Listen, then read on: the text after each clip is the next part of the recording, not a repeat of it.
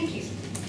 Okay, I'm going to have a pretty long rebuttal, and then I'm going to prove to you why, in fact, this is the best solution for the total of the people in the nation, and what kind of part the state actually needs to play here. First of all, as you might have noticed, first opposition probably prepared for the wrong debate and therefore didn't follow our definition. Okay, we did not define the maximal amount of happy people as a whole, the maximal happiness possible for a certain individual in this society. The focus, of course, as always, is the individual, because the whole purpose of setting up a state is to protect and ensure the self-realization of the individual.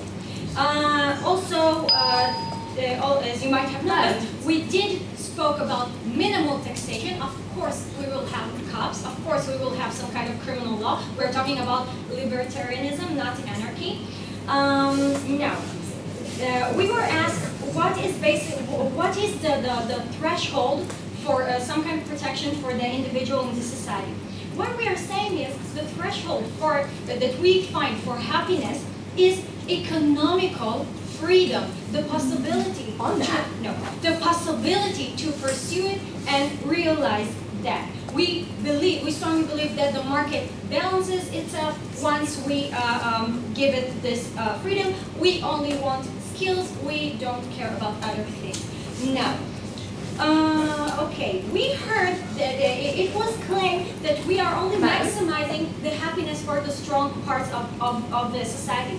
But I'd like to remind you that if government is the one that's defining what is happiness, governments are always elected by some kind of a majority, meaning the minority is still not, probably not represented in government. Therefore, your system excludes the weak and the minorities, probably even more.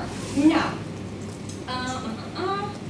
we heard that the job of the government is equal opportunity. First of all, we do not accept this premise. We think the job of the government is to give the maximum possible freedom for the individual, as long as another individual has the same amount of freedom.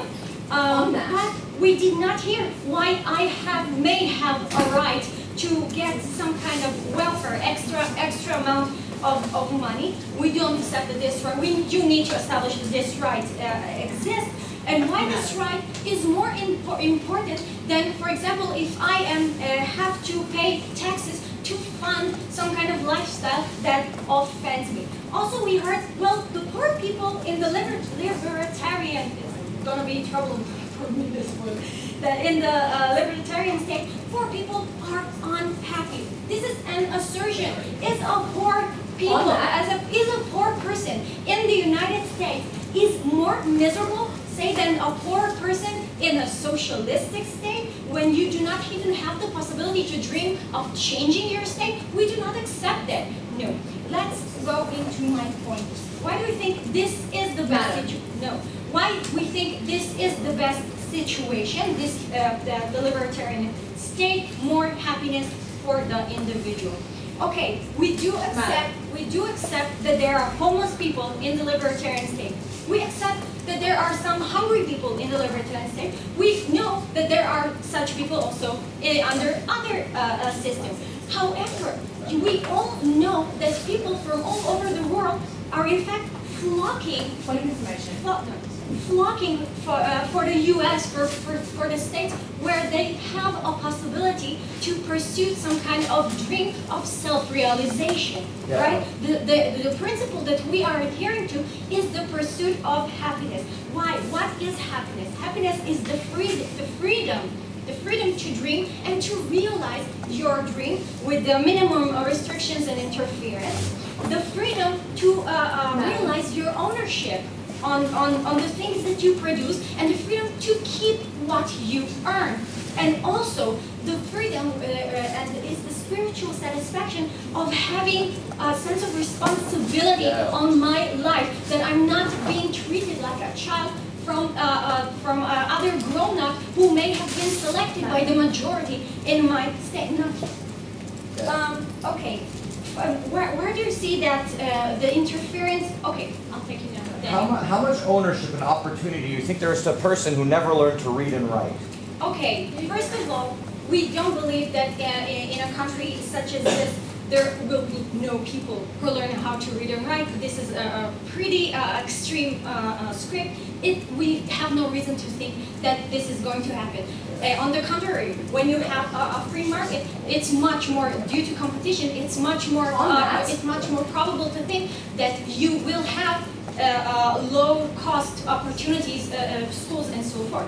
Okay, I'm going to give you a set of examples that really emphasize how state intervention stops happiness. For example, look how in Germany and France, the overall bureaucracy prevents business entrepreneurship. This is a very well-known problem, while it is booming in the States, right? Meaning that people are being stopped from dreaming and realizing this dream.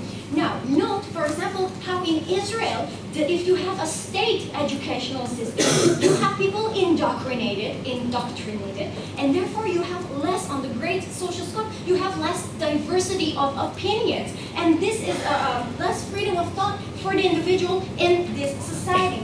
Note that if I am Catholic and my money is used to subsidize abortion, then this offends me personally because I'm being co-opted into something that I consider heresy. You are offending my freedom of religion. Now, what is the state's job? The states have to prevent crime and make sure I am physically safe. So, meaning inherently any other work by it, in fact, contradicts the principle of pursuit of happiness. Because if you have a definition, a preset definition of happiness, forever you will exclude a whole lot of people, right?